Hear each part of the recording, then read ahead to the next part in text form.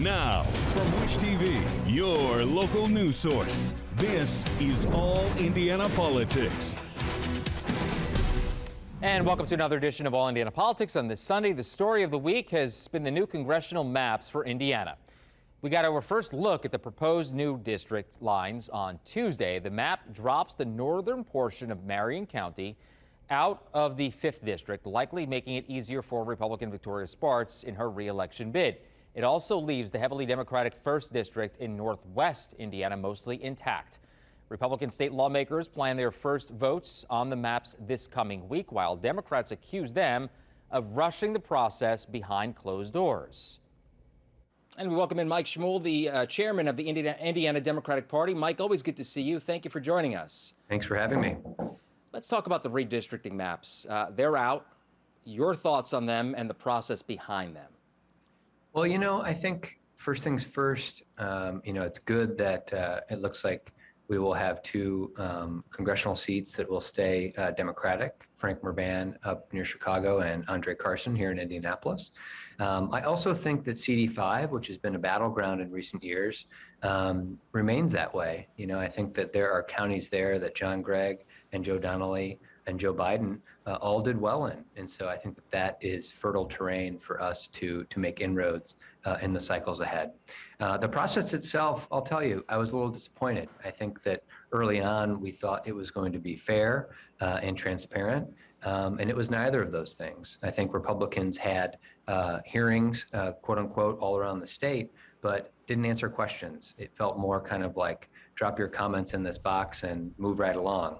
And I really think that most Hoosiers would value an independent process, something that takes it out of the hands of the political parties. So people are picking their representatives and not the other way around.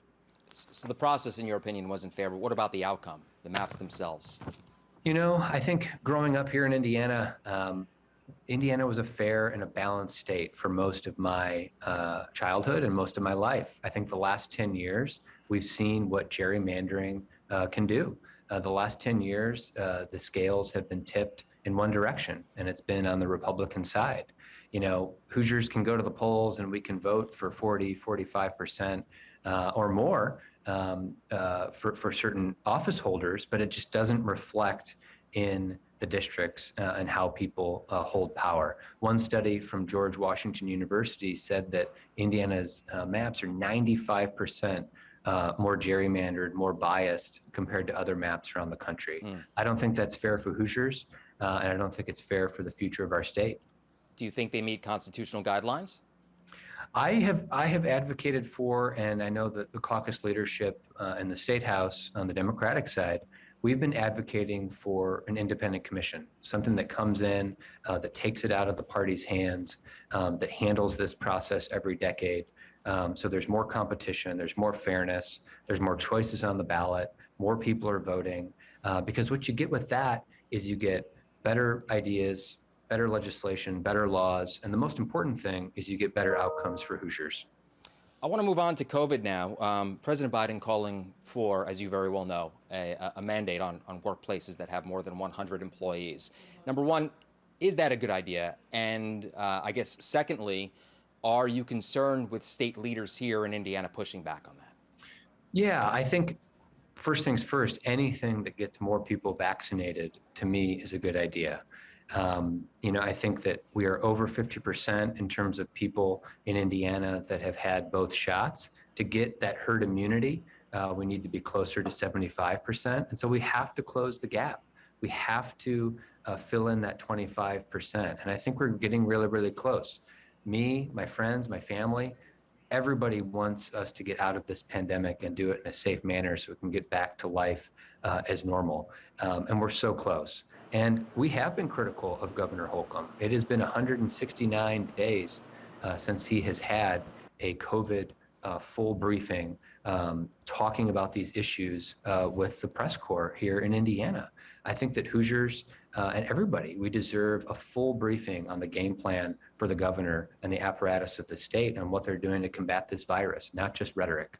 So you want more transparency with what he's doing, but what about what he's actually doing? Is he not doing enough by maybe not backing the president's mandate?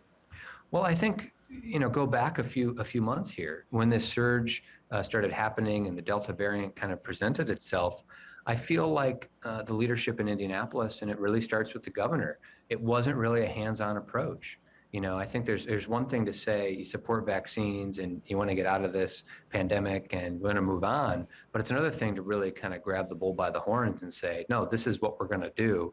We're going to be promoting the heck out of vaccines every single day. We're going to have regular briefings. We're going to be sharing more information. We're going to be having more and more mobile clinics, more information sharing sessions. And I just don't think that people feel that kind of day in and day out in the Hoosier State. And I have one more question before I let you go. Todd Rokita threatening to possibly sue the Biden administration over these mandates. Your thoughts on the possible lawsuit? Well, it's interesting that he's suing Biden and the administration and not Governor Holcomb. I feel like every day he sort of wakes up and figures how he can launch a political grenade at somebody.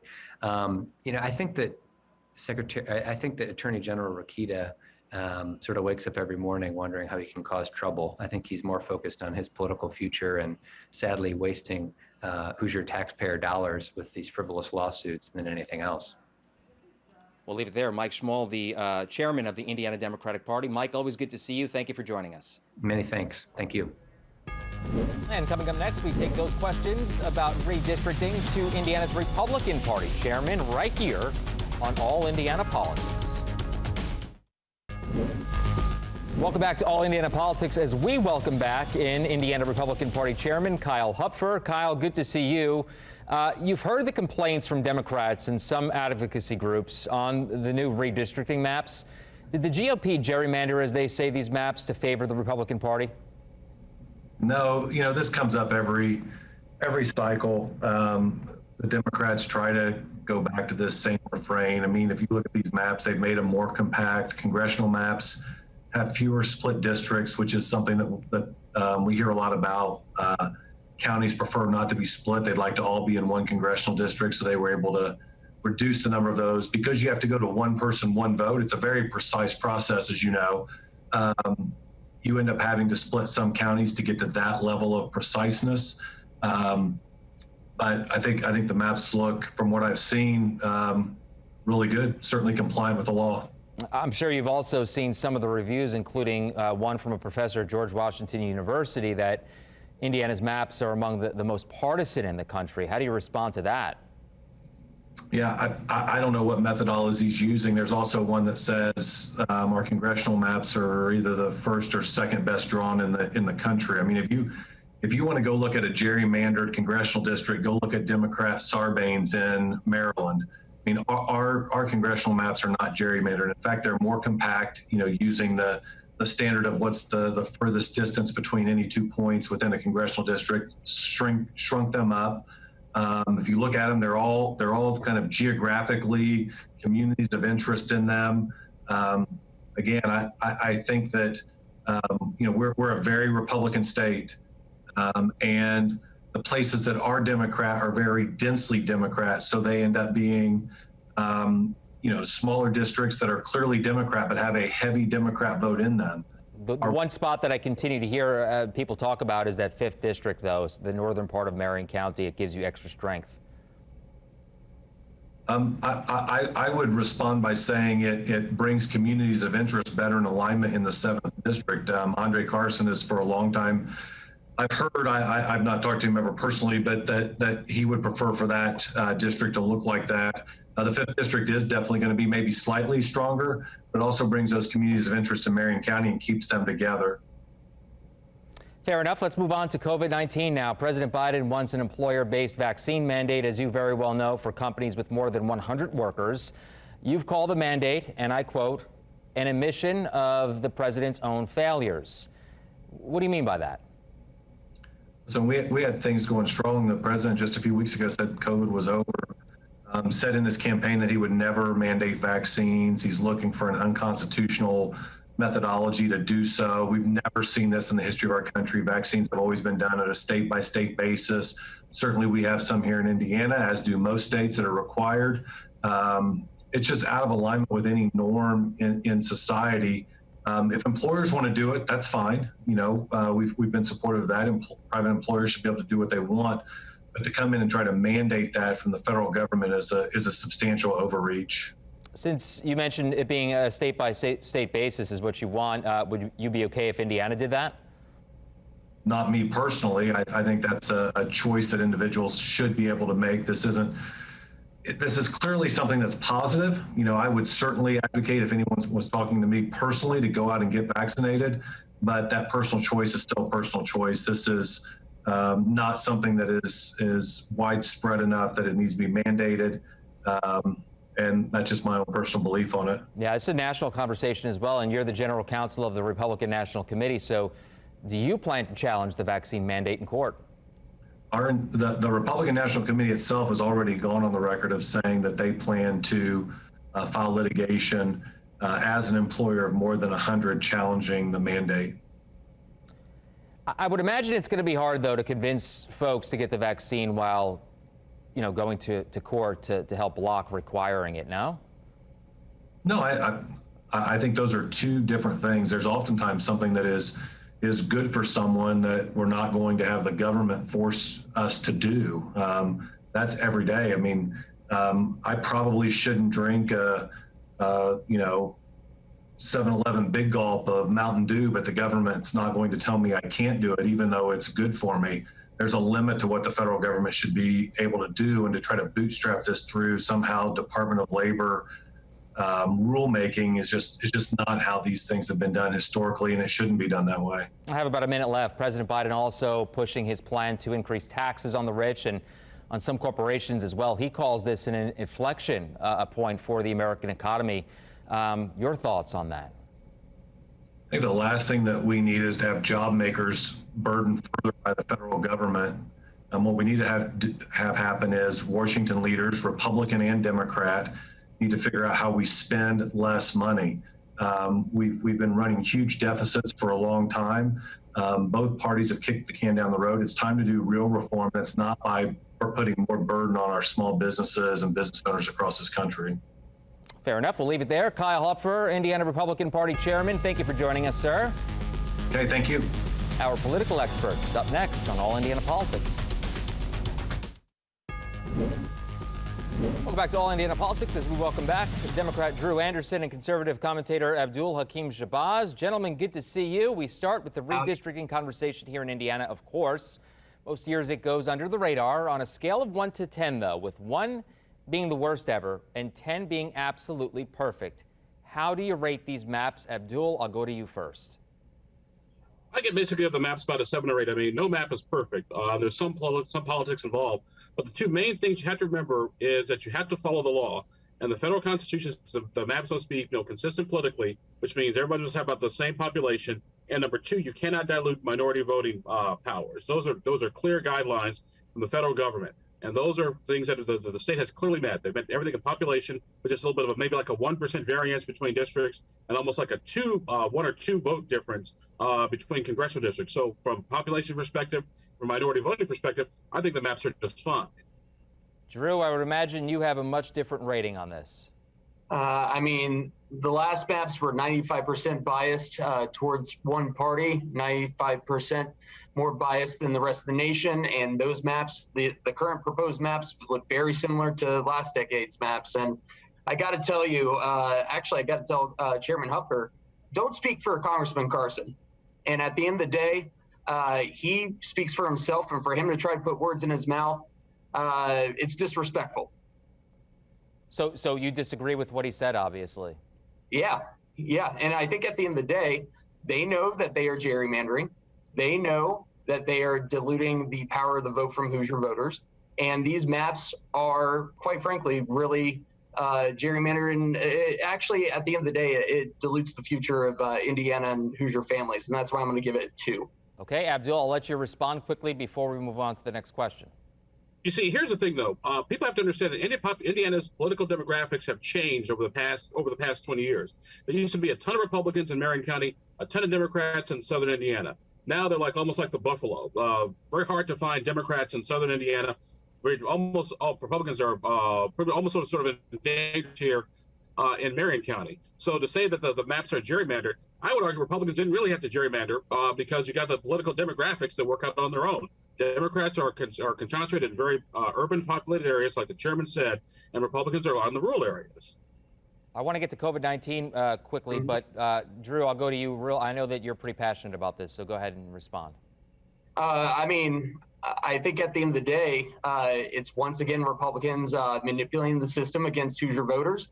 Our state is going to have some consequences because of these gerrymander maps. And I mean, look at our public schools. We've been consistently underfunded, and our workers work more for less money. And the Republicans try to shine it as it being great for Indiana, but statistics consistently show we're falling behind, and Republicans don't like stats. So that's the end of the day. That's what it is at the end of the day. Okay. In regards to COVID-19, the vaccines, Todd Rokita says that he wants the president to change his mind and is threatening to join a lawsuit. Abdul, is this about the vaccine or his potential run for the governor in 2024? I would say it's a little bit of both. It's the Attorney General, appealing to the Attorney General's base, which is the more ideological conservative wing of the Indiana Republican Party. Frankly, I think a lawsuit's a waste of time. I've done some research on this, and between the OSHA regulations and the Commerce Clause of the U.S. Constitution, I think the president is on silent legal ground. Now, there's a question as to whether Congress should have given OSHA that power in the first place. That's a whole different ball of wax. But I think constitutionally speaking, the president's on solid legal ground with this one. I know most people don't want to hear that, but hey, we're here to tell the truth. Yeah. Drew? I mean, at the end of the day, this is Todd Rokita once again wasting taxpayer dollars. And this is once again Republicans claiming that they don't like vaccines when in 2017 they passed a law mandating vaccines. And this summer, Republicans were against vaccines in college and universities. And this is another example of Indiana Republicans talking out both sides of their mouth, being hypocritical, and actually abiding by a form of partisanship that destroys divides Hoosier families and destroys the state, and they do not care. And at the end of the day, this vaccine saves lives, and it's a shame that they do not promote it. One last topic before I let you gentlemen go. Supreme Court Justice Clarence Thomas spoke at Notre Dame on Thursday, and he criticized judges for acting like lawmakers, he said, and politicians. He went on to say that it's not the role of judges to make policy or to base decisions on their personal feelings or religious beliefs, and that the court was thought to be the least dangerous branch, and we may have become the most dangerous. That's a quote. Drew, he says this as the Supreme Court gets ready to, again, review Roe v. Wade. Your thoughts? Again, hypocritical. If he really stood by what he just said, they would not have allowed the Texas anti-abortion bill to go into law. And now, because of their actions, Texan women they could literally be sued, and people helping women who want to attain an abortion can literally be sued for carrying out their constitutional right to do what's best for their reproductive health. And it just, from Clarence Thomas all the way down to the Indiana Republican Party, they have no identity, and I feel sorry for them because they have literally thrown themselves in a corner. And they have nothing. They've turned themselves into nothing but hypocrites. Abdul, you being the judge, you being the lawyer rather on this panel, your thoughts on the Supreme Court justice? What do you have to say? Well, I thought the Supreme Court justice was right, and with the Texas case, it was a standing issue, and it didn't. And so, not to get into the weeds here, but odds are that Texas law is going to be held up. Just going to have the right person to bring the right claim. But I think the Supreme Court justice is right, and part of this is too. It's a failure of Congress to do its job, and people run to the courts to get satisfaction because they can't win a political argument. Well, I want to chime in real quick. Go ahead. Abdul, yes, you point out technicalities, but at the end of the day, everyday voters, they do not have the time to understand those technicalities. And so when it comes to either vaccines, when it comes to the hypocritical nature of Republicans and vaccines, or Clarence Thomas issuing his remarks and being hypocritical on that, voters take that for face value. And it's because they are too busy trying to make sure that their families have a shot at better opportunity, and then elected officials receipts show Republican elected officials time and again are trying to make sure that Hoosiers do not have a better future. And gentlemen, it's just good conversation. I got to cut you off. Apologize. Drew, Abdul, good to see you. Thank you. We'll be right back. Good to see you. And thank you for joining us for All Indiana Politics. We'll be back here next Sunday morning at 9:30. You can also find our brand new All Indiana Politics podcast. It's part of the All Indiana Podcast Network at wishtv.com. Have a great rest of your weekend.